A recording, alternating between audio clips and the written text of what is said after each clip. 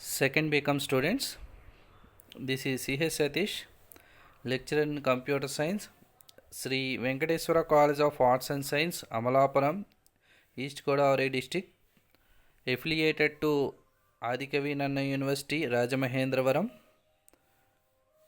Now we discuss about third BCom, fourth semester, subject Business Analytics. In this, our next topic is data warehouse, 3-layer architecture, extraction, transformation, loading process. Extraction, transformation, loading process. Okay, these are the main topics. First, in the previous classes, we discussed about data warehouse, single layer architecture and 2-layer architecture. Single layer architecture has only one layer, that has source layer, source data warehouse layer, source layer, data layer. In the source layer, it can access to data in virtual servers నుంచి single layer ద్వారా, అంటే source layer ద్వారా మనం access చేసుకుంటాము. Next 2-layer architecture has 2 layers, that is source layer and data warehouse layer. Source layer has, it can collect the data applications into various applications, data into various applications నుంచి వచ్చిన డేటాని data warehouse source layer అనేది collect చేసుకుంటుంది.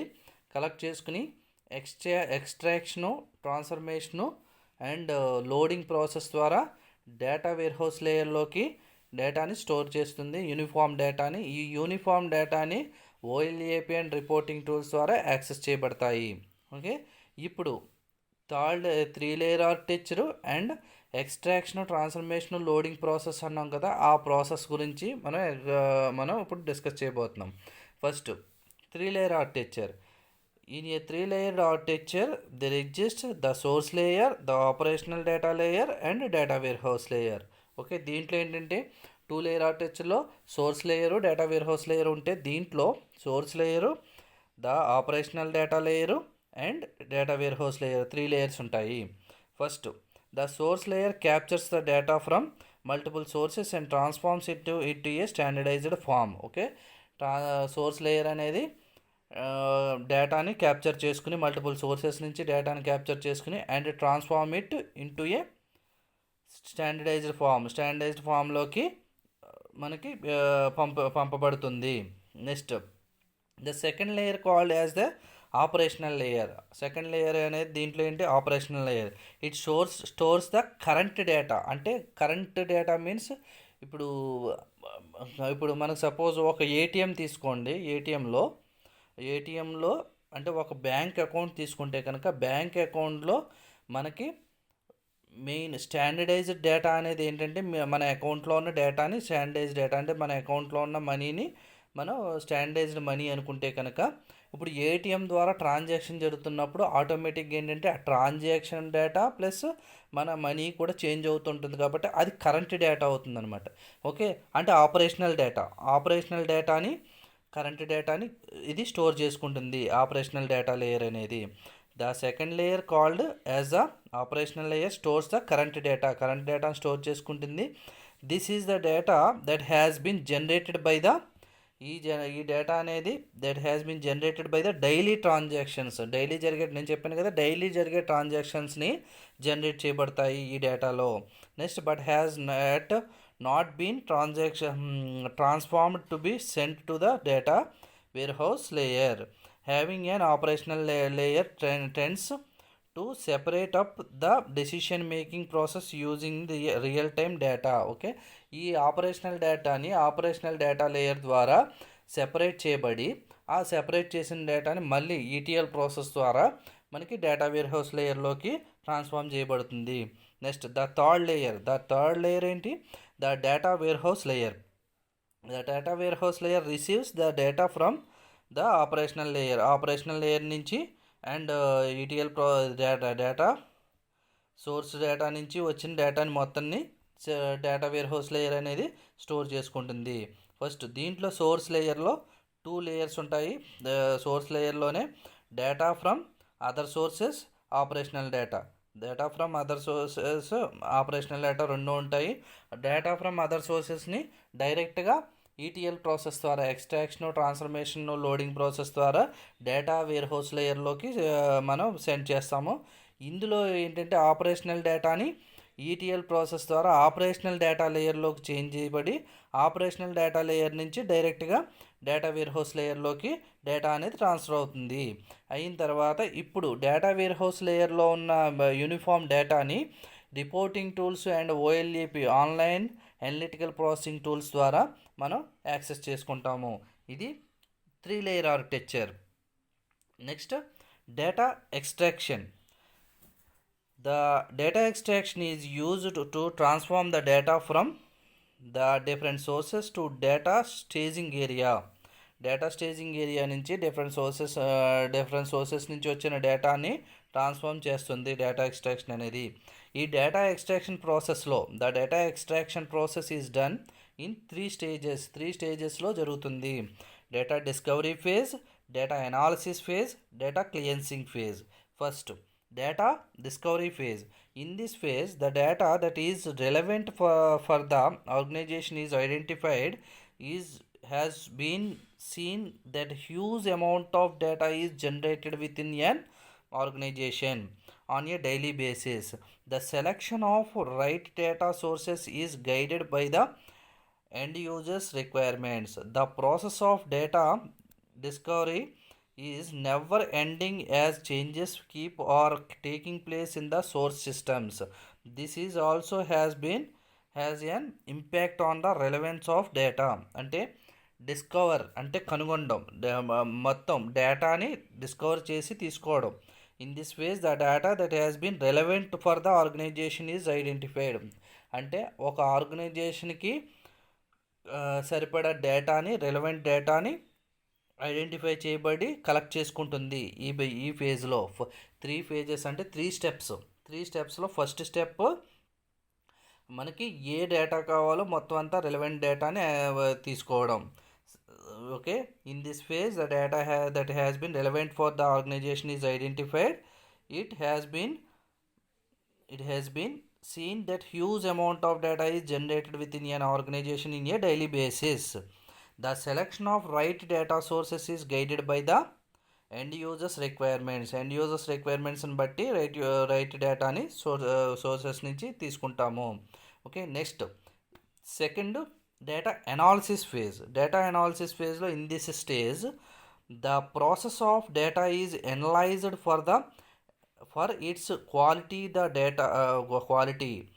data needs to be checked for its accuracy, reliability, consistency, appropriateness, timeliness and interpretation.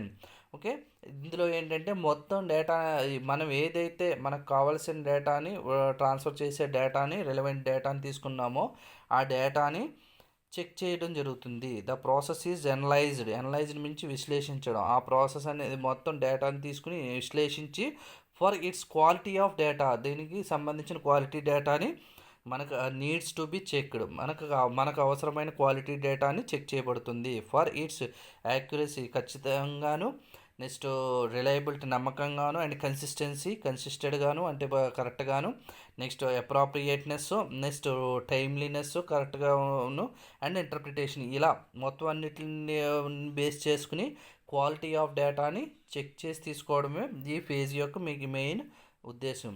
Data analysis phase యొక్క main step ఏంటంటే it analyse the data, అంటే మనకు కావాల్సిన డేటాని అనలైజ్ చేసి దాన్ని కరెక్ట్గా తీసుకోవడమే data analysis phase. Next data cleansing phase. Data cleansing means the errors in data are stored in errors can be in the form of wrong entities, the correct entires, blank entires and duplicate entires etc. Okay, అంటే ఇందులో మనం డేటాని analyse చేసి తీసుకున్నప్పుడు కొన్ని errors ఉంటాయి. ఆ ఎర్రర్స్ని క్లియర్ చేయడానికి యూజ్ చేసే phase data cleansing phase. The errors in data are supported is errors can be in the form of wrong entities entity చేసిన లేదా and collect entries next black entities next duplicate entities ఇలా మనం different ఎంటిటీస్ని enter చేస్తూ ఉంటాం. Okay, in order to remove the errors that have been spotted in the data analysis phase, the data has no to be scrubbed or the cleaned in this phase. Okay, ఇప్పుడు data analysis నుంచి వచ్చిన డేటాలో ఏమైనా errors ఉన్న డేటాని clear చేయడానికి use చేసే phase data cleansing phase. Okay, in order to remove the errors that have been spotted in the data analysis phase నుంచి వచ్చిన డేటాలో ఎర్రర్స్ రిమూవ్ చేయడానికి the data has phase the correct data is either eliminated or corrected. Okay, eliminate చేయబడి లేదా correct చేయబడి and cleansing can be done in 3 ways. ఈ క్లియన్సింగ్ అనేది అంటే డేటా క్లియరింగ్ అనేది 3 waysలో ఉంటుంది: audit, filter and correct. First, audit. This compares the data against the roles and that have been set to define quality and integrity in data.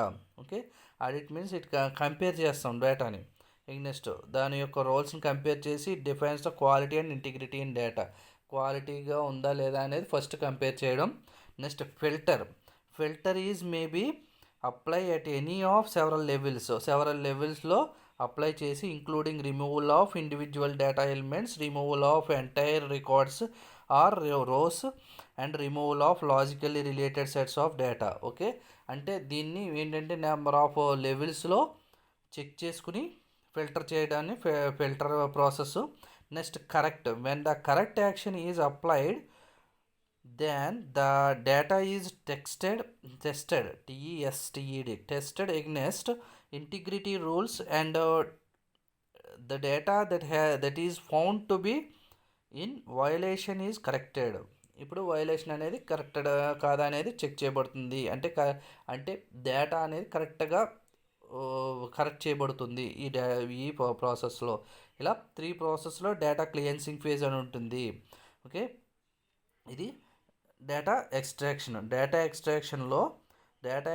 అనేది it is the transform the data from the different sources to the data staging ఏరియాకి ద్వారా different sources నుంచి వచ్చిన డేటాని transform చేస్తుంది.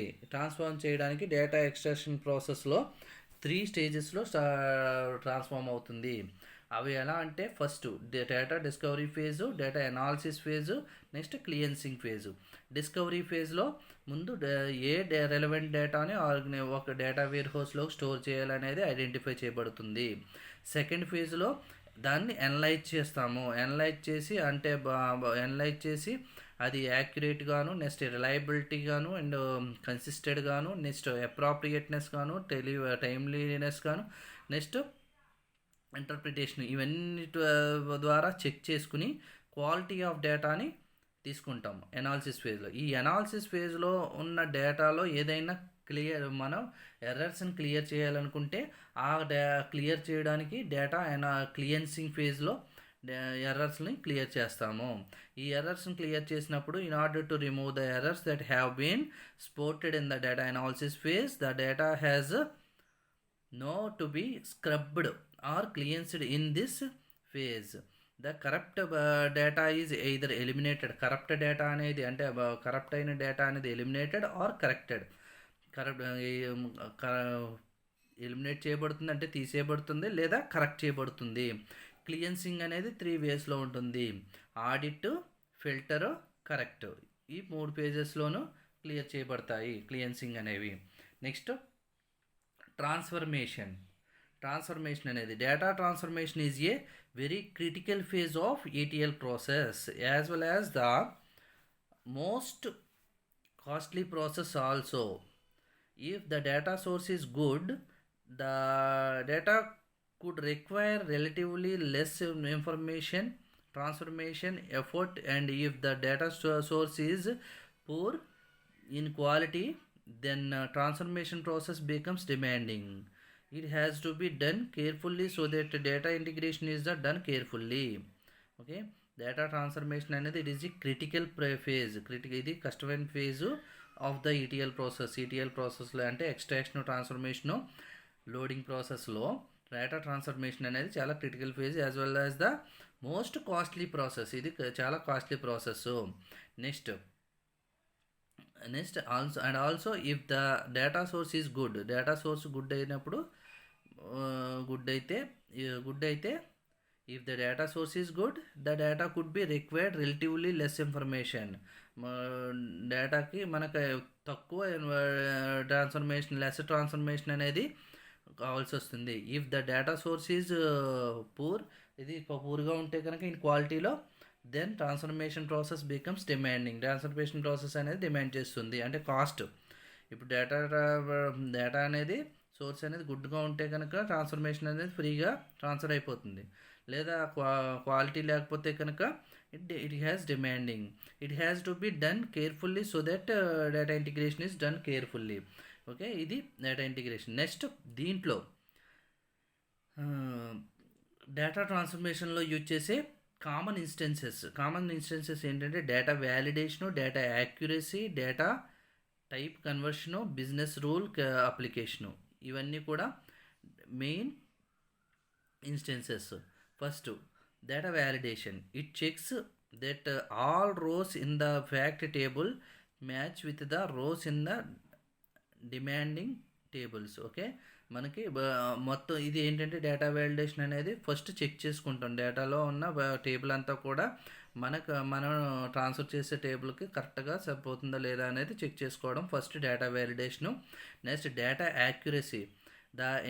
It ensure that fields contain appropriate values such as only on yes or no status field. Okay, data accuracy అనేది ఇది SR field, yes or no field. That means ఇది యాక్యురేట్గా ఉందా లేదా అనేది చెక్ చేసుకోవడం, అది ఒక ట్రాన్స్ఫర్మేషన్ చెక్కింగ్. ఓకే, ఇది యాక్యురసీలో ఎస్ఆర్ నో అనే 2 ఆప్షన్స్ ఉంటాయి. Next data type conversion.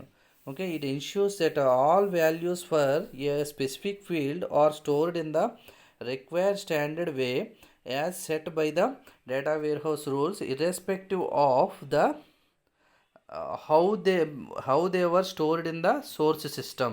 Okay, అంటే it ensures that all values, అన్ని వాల్యూస్ కూడా for a specific field are stored, ఒక స్పెసిఫిక్ ఫీల్డ్ ద్వారా స్టోర్ అయ్యి ఉండి in the required standard way, మనం తీసుకున్న స్టాండర్డ్ వేలో స్టోర్ అయ్యి ఉండాలి.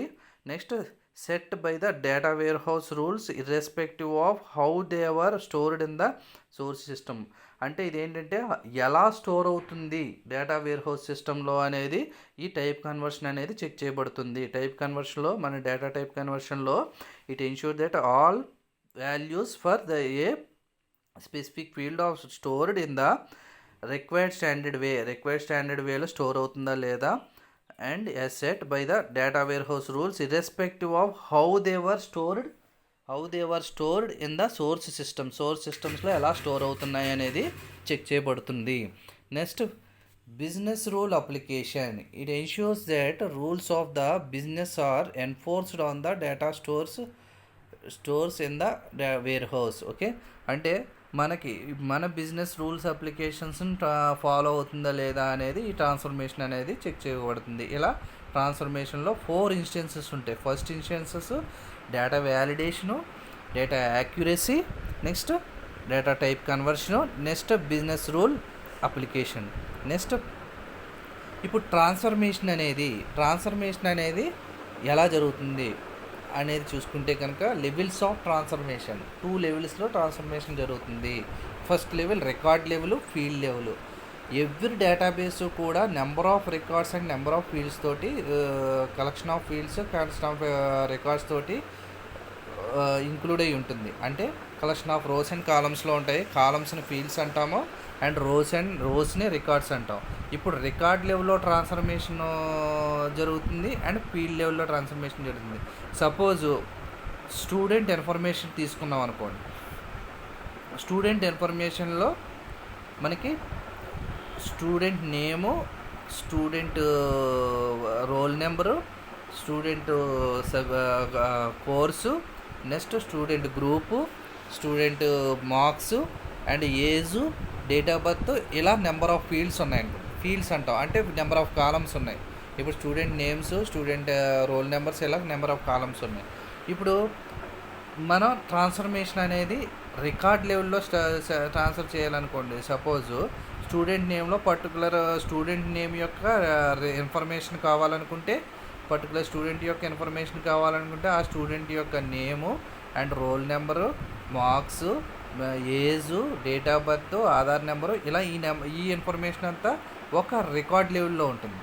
అదే స్టూడెంట్స్ మొత్తం నేమ్స్ కావాలనుకుంటే ఒక ఫీల్డ్, స్టూడెంట్ నేమ్ ఫీల్డ్లో ఉన్న వాల్యూస్ అన్నీ కూడా తీసుకుంటే, అంటే స్టూడెంట్ నేమ్ ఫీల్డ్లో ఉన్న వాల్యూస్ అన్నీ తీసుకుంటే ఆ స్టూడెంట్స్ యొక్క ఇన్ఫర్మేషన్ అంతా కూడా, అంటే స్టూడెంట్ నేమ్స్ అన్నీ కూడా మనం కలెక్ట్ చేసుకోవచ్చు. ఇలా అంటే రికార్డ్ లెవెల్ అంటే ఒక రో లెవెల్ అండ్ ఫీల్డ్ లెవెల్ అంటే ఒక కాలం లెవెల్లో మనం, ఫీల్డ్ లెవెల్ మీన్స్ కాలం లెవెల్లో ట్రాన్స్ఫర్ చేస్తాము. Record level, at this level the record that is stored in the form of fields, number of form of ఫీల్డ్స్లో స్టోర్ అయ్యి ఉంటాయి. And tables is transformed in other words the data lying in the fields and records is transformed it in use the function of select, joint, summarize, sort and pivot into transform the data. ఈ లెవెల్లో record లెవెల్లో ఎలా transfer చేస్తామంటే, at this level the record that is stored in the form of fields, number of form of ఫీల్డ్స్తో store అయ్యి ఉంటుంది కదా record అనేది. And that tables is transformed in other words, table ద్వారా కానీ, టేబుల్స్లో ఉన్న రికార్డ్స్ ద్వారా కానీ, లేదా నెంబర్ ఆఫ్ ఫీల్డ్స్ ద్వారా కానీ ట్రాన్స్ఫర్ చేస్తాము. That data lying in the fields and records is transformed it in use the function of, ఏమేమి యూజ్ చేస్తామంటే select, joint, summarise, sort, pivot అనే ఫంక్షన్స్ ద్వారా మనం సెలెక్ట్ చేసుకుని ట్రాన్స్ఫార్మ్ చేస్తాము. ట్రాన్స్ఫార్మ్ ద డేటాను ట్రాన్స్ఫార్మ్ చేస్తాము. ఇది రికార్డ్ లెవెల్లో.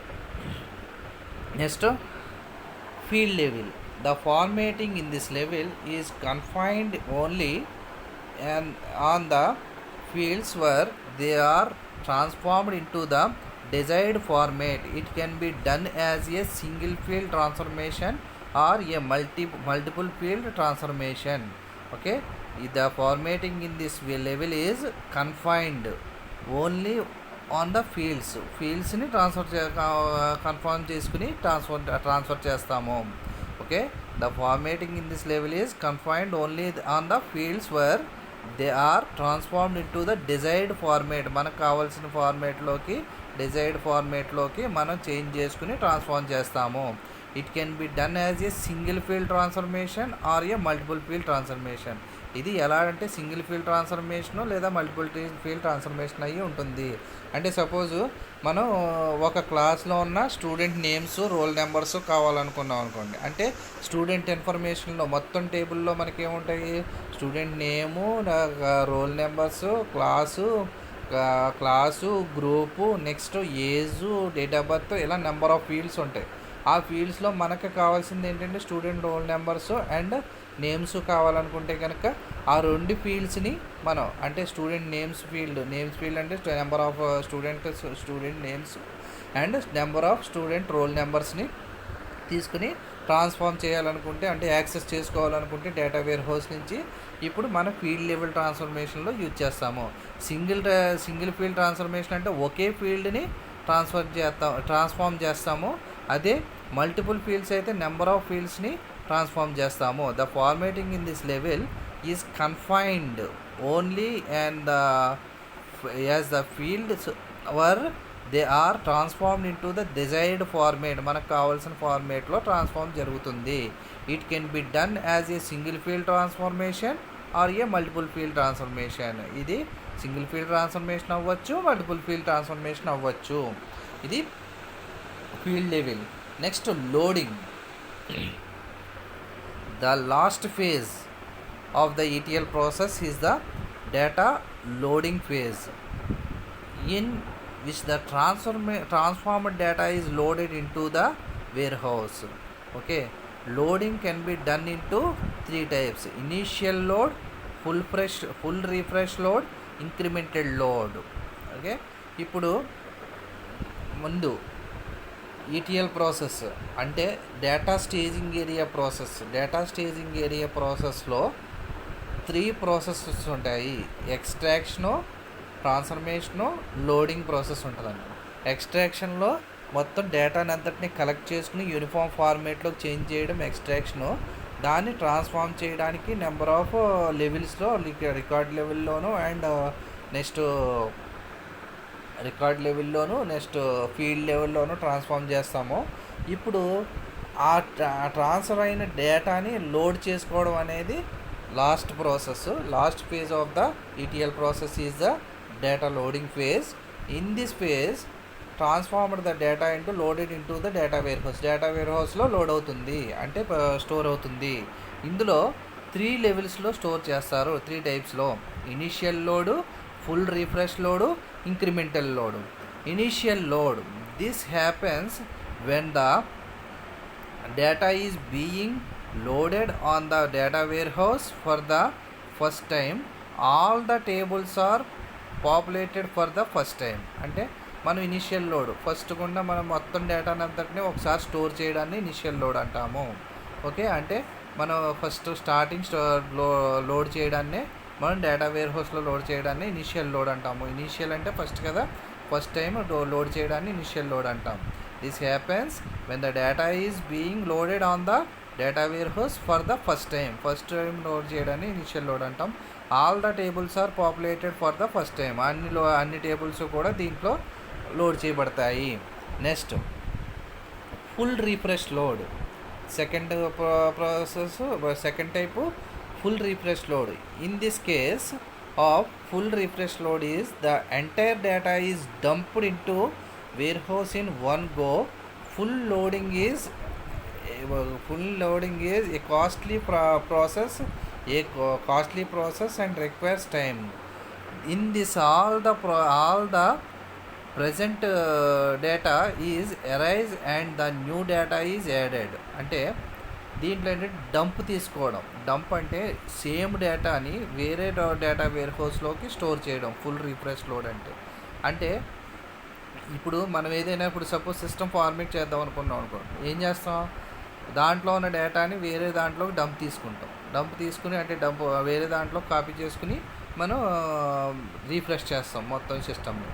అలాగే సేమ్ రీఫ్రెష్ లోడ్ అంటే మనం ఫస్ట్ అందులో ఉన్న డేటాను మొత్తం అంతటిని వేరే డేటా వేర్ హౌస్లోకి స్టోర్ చేసుకుని దీన్ని రీఫ్రెష్ చేసి మళ్ళీ స్టోర్ చేయడం అనమాట.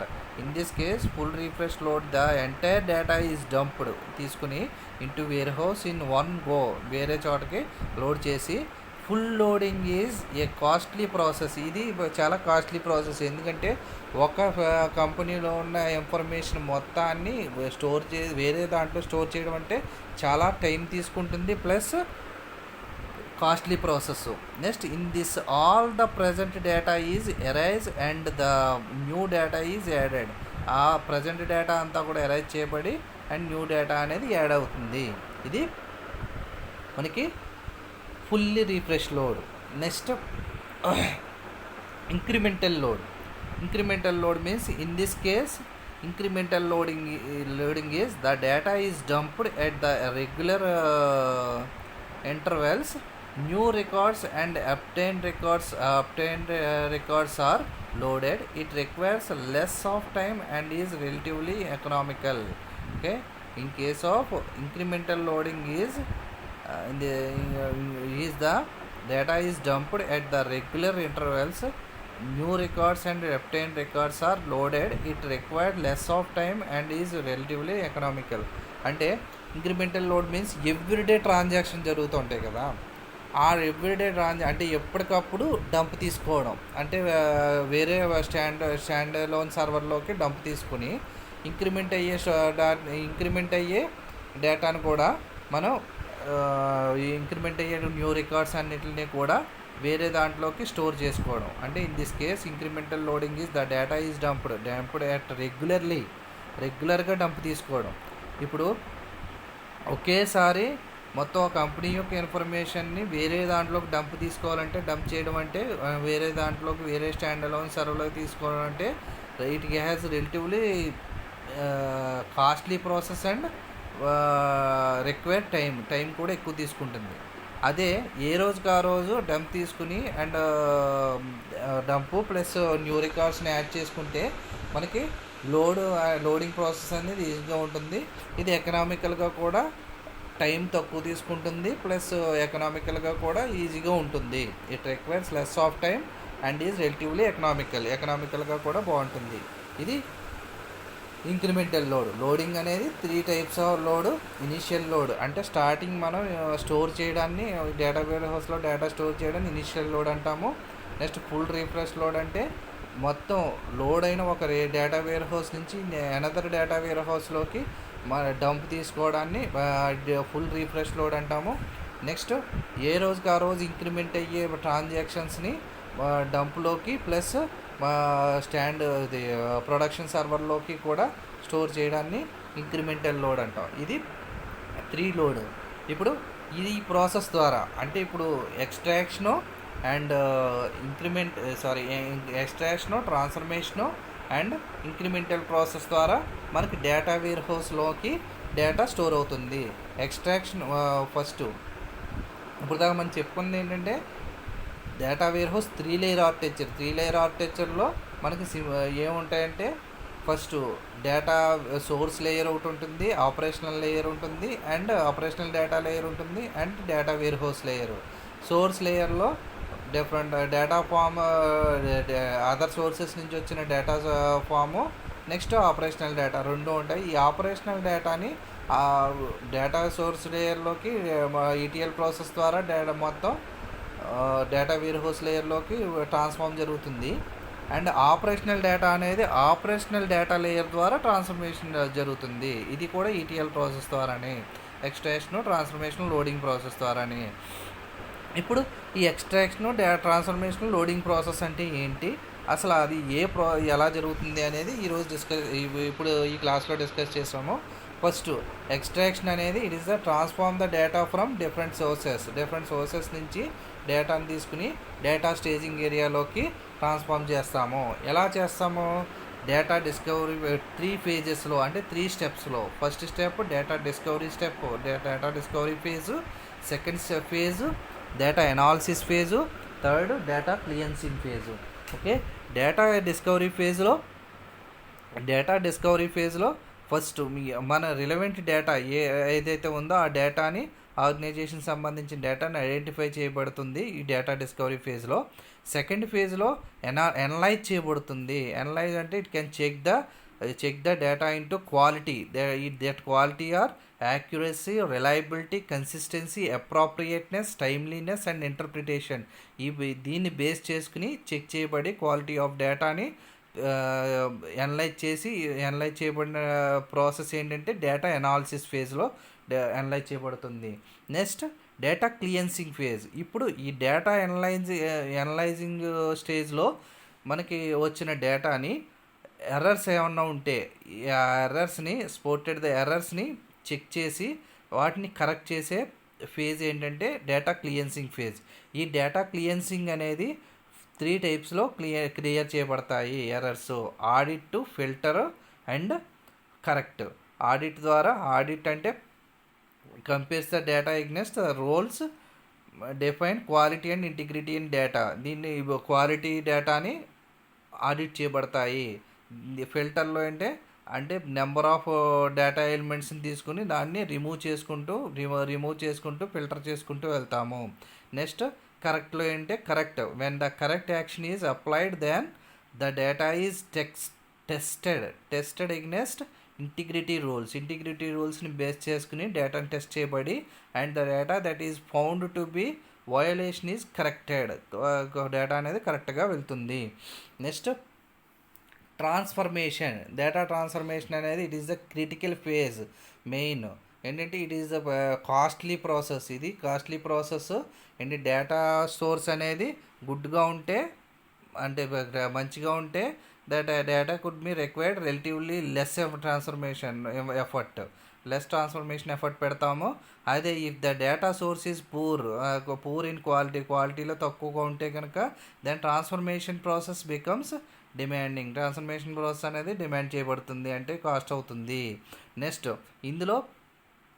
ఇందులో మెయిన్ ఇన్స్టెన్సెస్ ఏమేమంటాయంటే data validation, data accuracy, type conversion and business rule application. Okay, validation it checks the all rows, అన్ని రోస్ని చెక్ చేయబడుతుంది వ్యాలిడేషన్లో. యాక్యురసీ ఫీల్డ్స్ని చెక్ చేస్తాము. ఓకే, దాంట్లో వ్యాలిడేషన్లో రోస్ని చెక్ చేస్తాము, యాక్యురసీలో ఫీల్డ్స్ని అప్రోప్రియేట్ వాల్యూస్ ఉన్నాయా లేదా అని చెక్ చేస్తాము. నెక్స్ట్ టైప్ కన్వర్షన్ అంటే ఒకే టైపు డేటా సోర్స్ సిస్టంలోకి వెళ్తుందా లేదా అని చెక్ చేయబడుతుంది. నెక్స్ట్ బిజినెస్ రూల్స్ పాటిస్తుందో లేదా అనేది బిజినెస్ రూల్ అప్లికేషన్స్ని తీసుకుంటాము. ఇప్పుడు ట్రాన్స్ఫర్మేషన్ అనేది 2 లెవెల్స్లో జరుగుతుంది. First level record level, field level. Record లెవెల్లో రోస్ని ట్రాన్స్ఫర్ చేస్తాము. At this level the record that is stored in the form of fields, number of form of ఫీల్డ్స్లో ఉండి and tables is transformed in other words the data lying in the fields ద్వారా check చేయబడి and record is transformed it in use the function of. ఏంటి ఈ records అనేవి ఎలా transfer చేయబడతాయి? కొన్ని ఫంక్షన్స్ని యూజ్ చేసిన ఆ ఫంక్షన్స్ ఏంటంటే select, joint, summarise, sort and pivot ఫంక్షన్స్ని యూజ్ చేసుకుని ఇంటూ ద ట్రాన్స్ఫార్మ్ ద డేటాని ట్రాన్స్ఫార్మ్ చేస్తాము రికార్డు లెవెల్లో. ఫీల్డ్ లెవెల్లో the formatting in this level is confined only on the fields, number of ఫీల్డ్స్ని కన్ఫైన్ చేసుకుని were they are transformed into the desired format, మన desired ఫార్మేట్లో ఉందో లేదని చెక్ చేయబడుతుంది. It can be done as a single field transformation or a multiple field transformation. ఇది single field ట్రాన్స్ఫర్మేషన్లో లేదా మల్టిపుల్ ఫీల్డ్ ట్రాన్స్ఫర్మేషన్లో ట్రాన్స్ఫర్ చేయబడుతుంది. నెక్స్ట్ ఇది ఫీల్డ్ లెవెల్, రికార్డ్ లెవెల్. ఏంటి ట్రాన్స్ఫర్మేషన్ అనేది 2 లెవెల్స్లో జరుగుతుంది, field level and record level.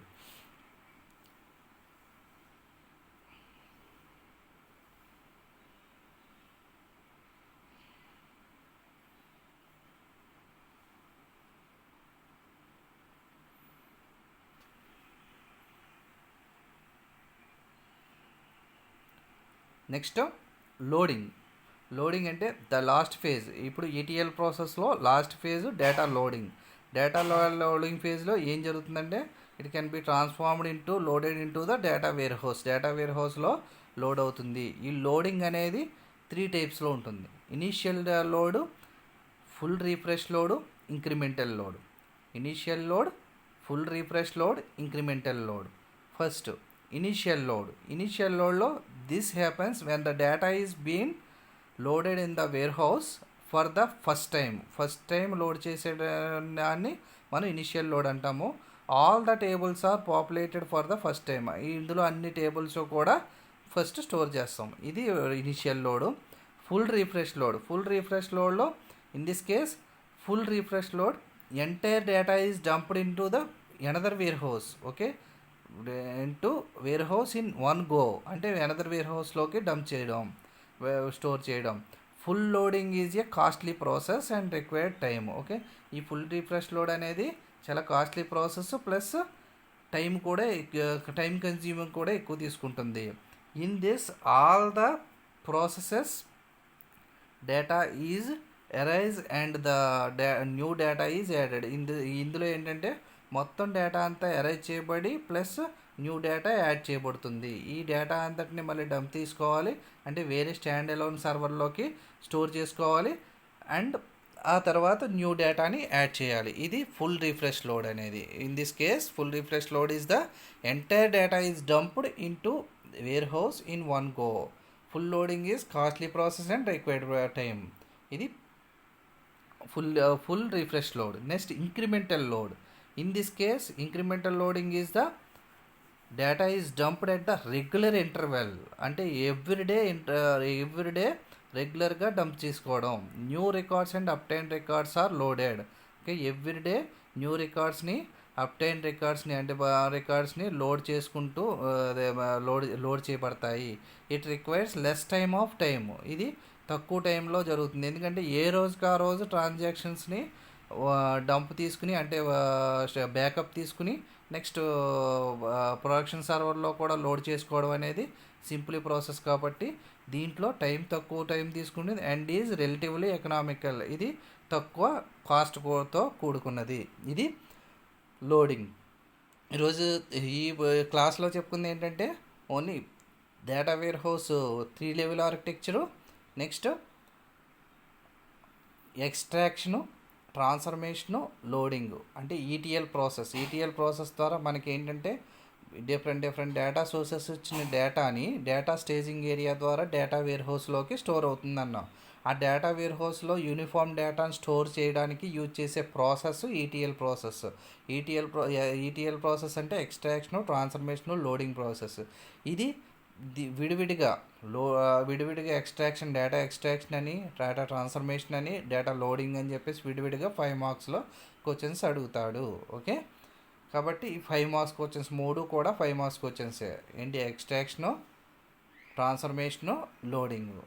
ఇప్పుడు దాకా ఏంటంటే మనకి 3 క్వశ్చన్స్ వచ్చినాయి. Components of data warehouse, data warehouse architecture, next ETL ప్రాసెస్లో ఎక్స్ట్రాక్షను, డేటా ట్రాన్స్ఫర్మేషను, లోడింగ్ ఈ 3 కూడా 5 మార్క్స్.